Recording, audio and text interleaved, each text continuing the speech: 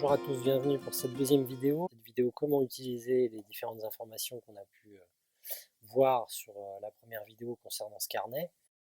Donc concernant cette mise en jeu du numéro 1 du golf national, on va avoir notre objectif qui va être d'atteindre ce point rouge qui se situe à 251 mètres du point jaune qui est ce repère que l'on va avoir tout au fond du départ le plus éloigné, du back tee. Distance max à faire réaliser, donc pour le A, le B et le C, et également le 1 qui est la distance mini à faire, le carry à faire mini sur la partie droite du fairway, dans cet axe. On va retrouver l'élément de la boussole qui va nous permettre de nous informer quant à la direction du vent et à recalculer sa force. Alors bien évidemment, les départs sont jamais exactement au point jaune, donc on va imaginer simplement que le départ est un peu avancé de 5 mètres, donc ce qui veut dire qu'on va soustraire 5 mètres. On a un dénivelé de 6 donc sur ce point rouge, ce qui nous fait 11 mètres au total. Donc on aura un point rouge qui est en réalité à 240 mètres. Ensuite, on va imaginer un vent qui est nord-est, donc qui est plutôt portant de la gauche. Je vous rappelle que là, le vent sur ce carnet se lit dans l'axe de la page et non pas dans l'axe du trou par rapport à la boussole. Donc on va partir du principe qu'il nous permet de gagner une dizaine de mètres. Donc de ces 240 mètres, ça veut dire qu'en réalité, le point rouge est à 230 mètres. Alors on va imaginer que l'on veut maintenant jouer cette croix jaune. Difficulté importante puisqu'on va se rendre compte qu'elle est à 270 mètres et que notre maxi est à 278 sur la partie gauche du milieu du fairway. Donc, ce qui peut être un petit peu risqué. J'ai surligné en rose la pente qui est ici, alors simplement parce qu'elle va nous faire gagner une dizaine de mètres et donc nous propulser vers le haut.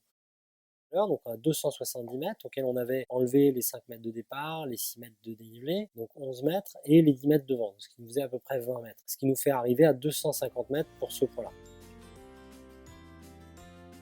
Maintenant, la difficulté, c'est vu le peu de marge qu'on a ici, les 10 mètres qu'on risque de gagner avec cette pente, c'est de vouloir finalement aller trop loin, gagner une vingtaine de mètres, on risque vraiment de se mettre en difficulté, de faire un très bon coup et malgré tout d'aller dans le haut. Donc bien entendu, à ça peut s'ajouter la dureté du fairway qui va faire que ça devient un petit peu dangereux.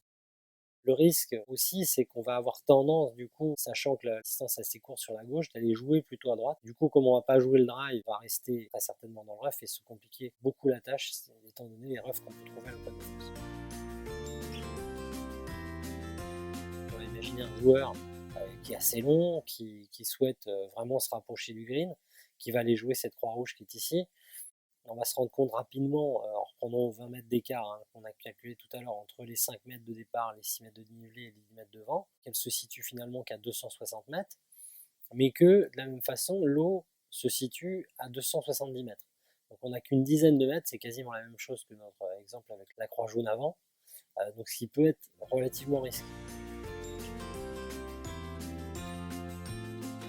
Donc là, photo du départ qui va nous permettre de situer notre ligne de jeu. Là, de la même façon, j'ai reporté les zones que j'ai quadrillées comme ça où on souhaite vraiment pas aller pour vraiment recadrer au maximum le jeu. Et noter que le point rouge était dans l'axe du point B, ce qui fait que je sais très exactement où est le milieu de fairway, où se trouve le point B. Globalement, quand je regarderai le départ, ça sera la cime de cet arbre qui est le plus grand ici en plein milieu du fairway. Et ici, mon max, on voit que le 1 et le C sont alignés. Ce qui va me permettre d'avoir ces différents repères. Autre utilisation qu'on va faire, donc là on va s'occuper de cette partie-là à chaque fois. Ici je vais renoter systématiquement la distance que j'avais calculée en moins du point jaune. Donc là on voit moins 3, moins 4, moins 5, moins 6, moins 7. Et ici le vent qu'on a eu durant la semaine. Donc là c'est le tour d'entraînement, premier tour, deuxième tour, troisième tour, quatrième tour.